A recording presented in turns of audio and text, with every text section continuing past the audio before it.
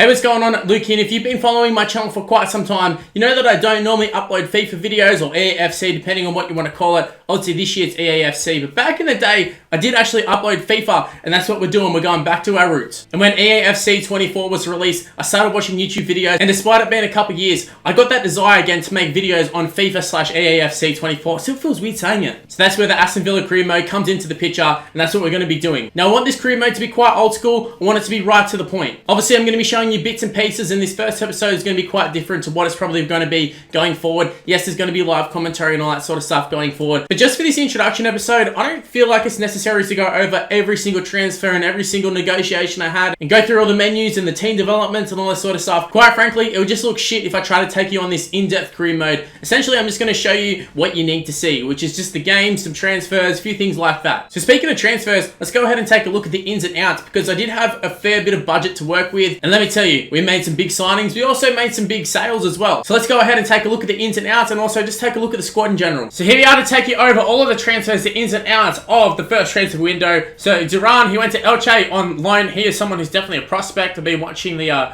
Jared HD save, and I'm pretty sure it's him who's actually turned out to be quite good. So he's someone I need to keep an eye on. Cherky was my first big signing, 10.8 million. I think his value was about 10.5, something along the lines of that. So I think we got a pretty good deal. He's 75 rated, 5-star skill moves, which isn't important, but 5-star weak foot is quite important for me. And his ball control is absolutely amazing. So I'm just looking for that destroyer in the cam role who can just, I don't know, just sort of run through the defense essentially. I'm hoping he could do that. Maybe not right now, but going forward, I hope he can.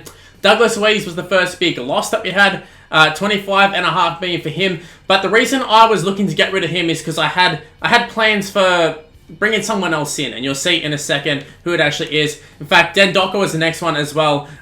We just sort of had to get rid of both of them. So that cleared out about, what, 32.5. And then we brought in Chouameni from Real Madrid. Chewy, as I like to call him. 49.5 million for him, which was, according to like the game, it was an A transfer. It was his market value, and I definitely wasn't expecting to get him for market value, but I'll take it. I'll take it every day because hell of a deal, and the results that he's given so far, you're going to see throughout this episode, but the results have been absolutely outstanding. So a youngster, I think he was about 23, 84 rated. It's going from a 79 Douglas Luiz to like an 83 Chewy for not too much extra in terms of money. I thought it was hell of a deal. So I was pretty happy with that one. Then once I got that out of the way, I was starting to look for some backup strikers because I wasn't happy with the backup strikers and also the wingers that we had at the club. Obviously, we have a gun winger, and I'll take you through the actual lineup soon. It'll kind of explain why I was looking for a couple people. Then once we made our first big marquee signing, it was time to start looking at some rotation players, some signings to the future, because I think we had about 70 million to start with. So bringing in a guy like Chewy, it left us with a lot of money considering the players that we had already sold. Shaker was another one who's like 20 years old, so he's a signing for the future. I feel like we've kind of got the luxury of being a good team that's got a lot of good players around us who can sort of, I don't know, carry us into the future. Like, we don't have to worry about building up a side. We've already got a half-decent side to start off with, so it's about just building around it. So that's what we're going to be doing. Bodu from Monaco was our next signing. 22 years old. I think he's about 73, so he's not someone who's, I think, going to be like a world beater, but he's someone who I think with the stats that he's got is quite pacey and such. I think he can be effective for us as a rotation player. Then we had Malin as well, 14 million plus Bendia. I think Bendia was in like the 80s, whatever. I'm pretty sure from memory, Malin's like value I think was about 38 million. So I think we paid about value considering Buendia's value and then the 14 million. So I think we paid about market value. I just had to do that because I was trying to save money and save room for other signings. So that was the thought process behind that. Then Tyrone Mings, I had to get rid of him. I was looking at the centre-back options, and we just have a lot of centre-back options. Obviously, he's pretty quick, so maybe I could have used him right back, left back, something like that. But 17.5 to go to Spurs at 30 years old, I couldn't pass up on that, honestly. I just couldn't. And with the centre-backs we've got, you'll see soon, it just, like, it made perfect sense. So, yeah, look, a 30-year-old, he's only going to go down. So, 17.5 for him. Brought in Mokoko straight away from Borussia Dortmund. As you can see, they're two Borussia Dortmund players. Quite pricey, but they are fairly young, especially this guy, 18 years old. I think he was 78 rated as well. So he's very, very good. Pretty sure he's French. I was looking to bring him in before Bodu, but I couldn't afford him at the time. But yeah, I brought in Bodu as like the replacement guy. And then all of a sudden I had money and I was like, let's bring him in. Let's just do it. Let's just pull the trigger and bring him in. So 19.2 for him. Maybe paid a little bit extra than what I would have liked, but it is what it is. I think he's going to be a star of the future. And then Callum Chambers, 74 rated, a centre-back. Again, we have Tyrone Mings. If I'm already selling Tyrone Mings, why wouldn't I sell Callum Chambers? He's 28. He's not going to improve for us. High wages as well. Can play right back, but doesn't have the stats for a right back. So him going to stay Renee, 4.2, had to be done. I was trying to sell him. He's someone I actually put in the transfer list, and I was trying to actively get rid of. So had to get rid of him. Same as House, 2.8, going to Leon. Surprising signing considering he's 28. 2.8 for him. I'll happily take that any day of the week. Then we brought in two more youngsters. Somerville from Leeds United, 5.9. Definitely paid overs for him in my opinion. 73 rated. But I was looking to sort of just back up the wingers, and also I was converting some players. So some of the guys that would normally be a left mid or right mid, I was looking to convert them. And also I was looking to sell some of them, and I didn't actually end up selling them. So I've ended up with some more depth. But Somerville, someone who is definitely a signing for the future. And speaking of the future, 2.91, but 2.9 essentially for Yoro. 17 years old. He's like 71 rated, I think, something like that. Super tall, he's got good pace. This guy's going to be an absolute weapon. And considering House, 2.8, and I signed this guy for 2.9, you see the age difference. 9 years age difference and 1 rating difference. That's why I had to sell guys like House, guys like Chambers, and why I had no problem selling a guy like Mings. He's 79, but like the rating's going to go up drastically, I would hope. Then our last sort of big signing at the time, this is what I thought, was going to be Mainu. Signed him from Man United. Definitely a project player, 18 years old, 790,000. Didn't spend a lot for him, but I did like his base stats just in terms of the CDM. I like to play with the high work rate sort of guys. I'm not looking for the most creative guys. I'm just looking for guys who can just keep running and do a job for me. And I think he can in the future. Obviously not now, but I think we can develop him. And then Tell, I'm pretty sure we actually signed him. It doesn't show that we signed him, but I'm pretty sure we did. Or at least we sent him out on loan. So he's at Girona. And looking for him to be a little bit of a prospect, so that should be good. Kellyman, loan option to buy it. Hopefully get rid of him.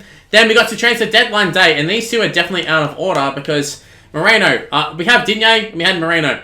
One overall difference. Moreno was obviously like the speedier one. Digne is not the most speediest left back, but 25 million. How can I say no to that? How can I say no?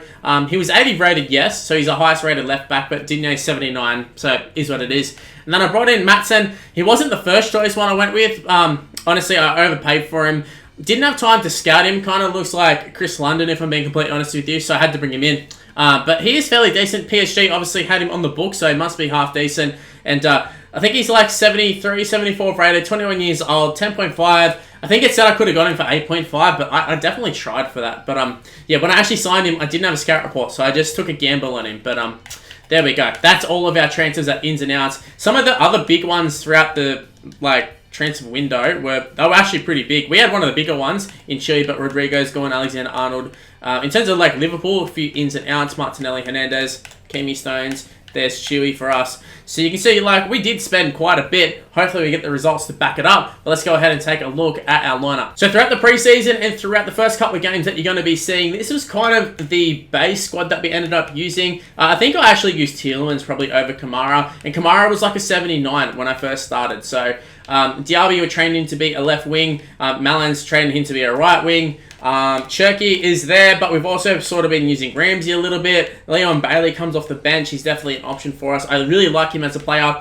Tielemans is so slow. Like, I really don't know what to do with him because I'm kind of used to the pacey plays, and I think that's the most effective on EAFC. So I think that's what you got to be doing. But Makoko's there. Cons is another one I'd like to sort of build up. You can see he's 79, he's English, he is quite young, if I find his age, 25, so he's definitely someone for the future. We've got an aging Diego Carlos, and Torres isn't getting any younger either. In terms of the rest of like the squad, the depth, you can see here, look, 74 for Matson, he's good, Euro. The reason I could get rid of centre-backs as well is because we have Lenglet on loan from Barcelona. Traore, I tried to sell. We still got McGinn there in the midfield, who was quite good.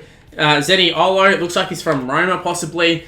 He's like a right mid centre forward. When I play him, usually as a cam, so can use him as well. So we do have a fair bit of depth, and we got the guys I've brought in who will probably get opportunities at different times, like your Summervilles. Probably not Mainu, but I think Yoro will definitely play him throughout some of the other competitions. And this Erogue Bunham, I don't know exactly how to pronounce it, but he is someone who they have sort of hyped up a little bit. I'll quickly take you over the youth academy as well. So I heavily invested into the youth academy. I thought that the Aston Villa side is quite good as a base squad, so they didn't really need to bring in too many players in and out, but I thought we'd go in and develop some of these guys. You can see some absolutely fantastic prospects. 76 to 94 Bradshaw, English goalkeeper. 15 years old, already a 62.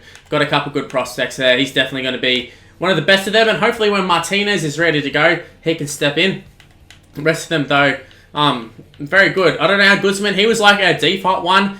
Kind of hoping to bring him in just because he was not nostalgic, but just because he was the first guy. So hopefully we can develop him. But if I train them all up, you can see I've sort of got a couple plans on them. I think we might be able to get something nice out of him. Small's another one who could be quite good for us.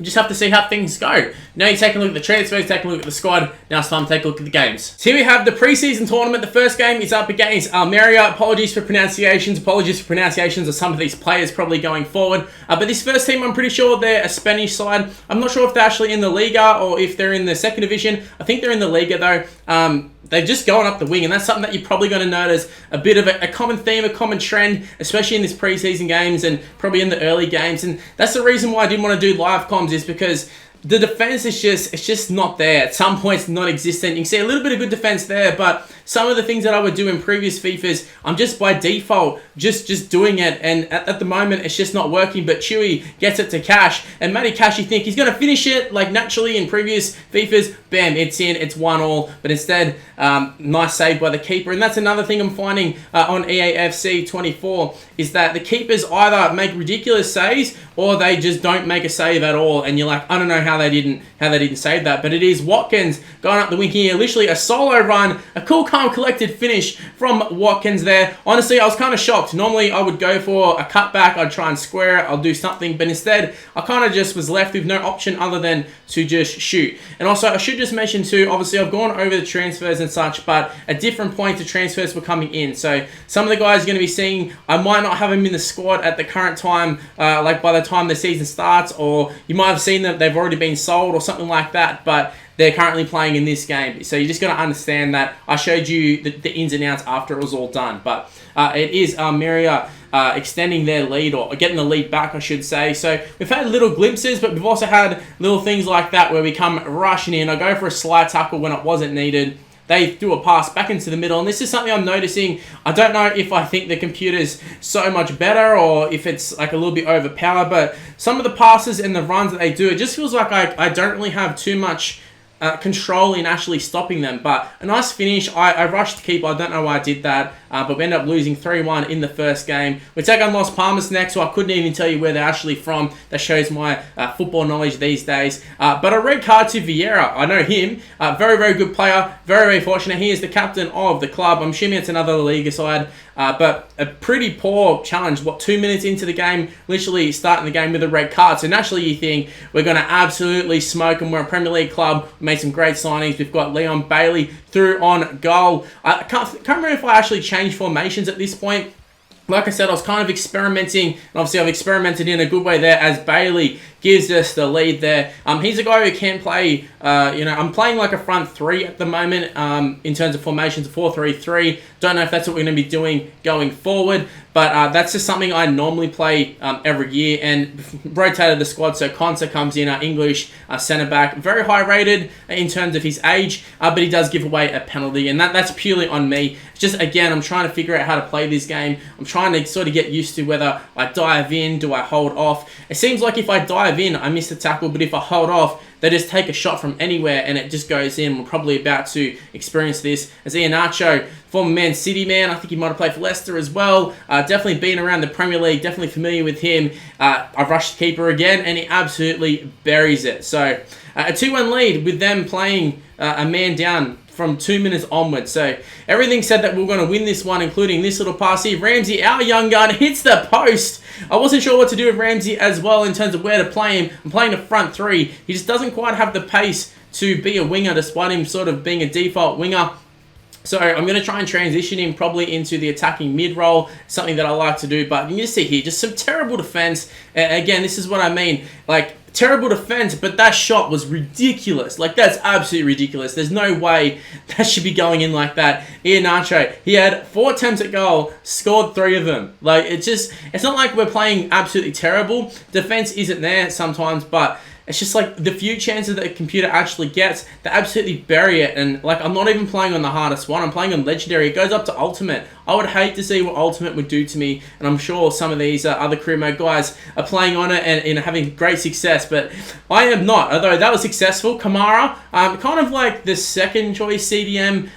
You know, I've got Tielemans there. I've obviously got Chewy as well, who I signed from Real Madrid. So I do have some options. But him and like Kamara, I've got to say, like in terms of overall ability-wise, he actually is one of the better players in terms of feel. And speaking of better players, Diaby, our best player, goes in and gives us a 2-0 lead against Atletico Madrid. We've lost against these bum clubs of their La Liga. No offense, but we've been getting towed up by them, but we find ourselves 2-0 up against Atletico Madrid, and they're not even fielding like a second string side or anything. They're playing one of their stronger sides, and we're kind of playing some rotation, guys. We have Diaby looking for a new signing. Marlon, I don't even know if I'm pronouncing it right, but Marlon, let's call him Mal. Big Mal, that's what I'm going to call him. He goes in, gives us a 3-0 lead. What a goal, what a finish. And that's what we need to do. We just need to keep hitting sides on the counter. I'm not sure if that's going to work in terms of the Prem, because, you know, quite frankly, we are one of the better sides in terms of lineups. So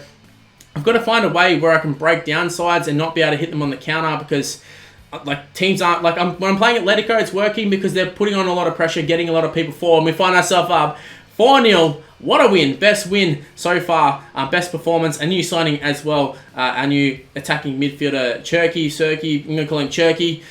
He ends up getting the 4th goal of the game, 90th minute. But the counter-attack seems to be the one for us. So I need to figure out a way to maximise the counter-attack for me. For those who are the preseason games, obviously a mixed bag. And I wasn't really too concerned with the results. It was more just me getting used to FIFA and just experimenting with the game, really. Just seeing what I can do, what I can't do, what I need to improve on. Obviously, defence is something I need to improve on. But now we've got the preseason out of the way. We've got all the transfers out of the way. Now it's natural that we take a look at the first few games of the English Premier League. So now it's time for the English Premier League, and it is a tough first game. We have Newcastle United, one of the teams on the up. They press as well, so that's something I'm going to have to sort of recognize as well. In like previous FIFAs, I don't think tactics has been too much of a factor. I kind of just go out there, I wing it, and that's what I'm trying to do, and I don't know if it's going to be as effective, but you see, they kind of go for a shot, we block it, but it ends up falling back to Almiron, and he just absolutely buries it. And it's just, if you look at the replay, I haven't shown the replay, but there's just a lot of standing around staring at the ball, and that's something that I have noticed even in other career mode content makers, is that like clearing the ball. And I mean, it's classic FIFA as well. Times when you're just like, I should have cleared the ball, you just don't do it. You try and play out the back and it doesn't work. But that one in particular was so frustrating because I just had such a good win over Atletico, and you're thinking, here we go, strong start would be nice. And obviously they go and score. But we hit back pretty quickly. It's Chewy there again. He's been an absolute revelation for us. In terms of what we pay for him and the output we're getting, it's absolutely incredible. And it's ironic that he's a defensive midfielder, and I bought him as a replacement for Douglas. But he's gone all out attack pretty much. But you see, we're creating chances, which is something that is quite nice, and that's something that, like, in terms of stats wise, we've made a lot of chances, just a matter of actually finishing them. And it's just something that I will get better over time with. And you know, I'm assuming there'll become a point where I just absolutely bury everything. But at the moment, we're not doing so. I was looking for the cutback because I'm not so confident in terms of taking shots. I don't know whether I should power shot. I don't know if I should finesse. Don't know if I should ship it. Don't know if I should bicycle kick it. We tried that one, nearly went in. That one there would have just been nice for dramatic effect, but look, it is 1-1. Should I just get rid of the ball? No, I play it out from the back. It's something I've got to do. Tielemans is someone who's highly rated, is super low in speed. And look, I'm hitting them on the counter-attack. This is exactly what I talked about with the Atletico game and just in games in general.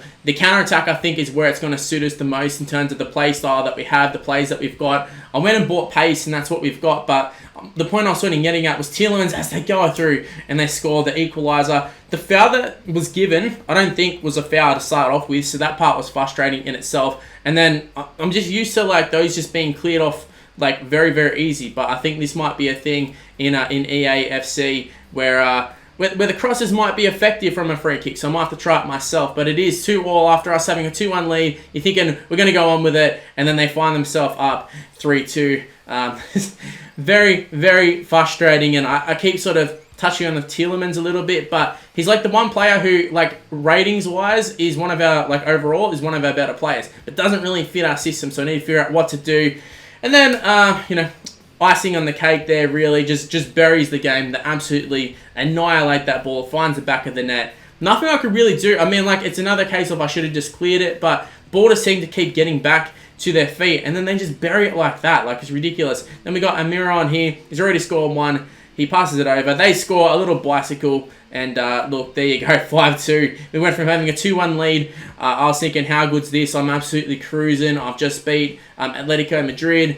You know, how good's this career mode going to be? Things are just going smoothly. Made all the right signings, and then they go and score another one. Barnes buries, and the game ends up 6-2. Like, it's an absolute ridiculous finish to the game considering how things were going. I personally don't think the result reflected the game, and it's funny doing the little the post-match interviews and that sort of stuff, and they're so bloody harsh, but it just reminds you of Football Manager. You're like, I don't think this quite fits how the game actually was. But you can see here, Makoko making his debut, signed him from Dortmund. I think we actually signed a couple guys from Dortmund, but 19.2, he's someone I tried to sign initially, didn't have the budget for it, and I ended up bringing him in anyways. Once we had sold a couple of guys, he was just someone I look at his rating, I look at his like stats, and I think Watkins is like a good striker, but he's not someone who I think is like a long-term striker. And look at that for a finish. Look at that.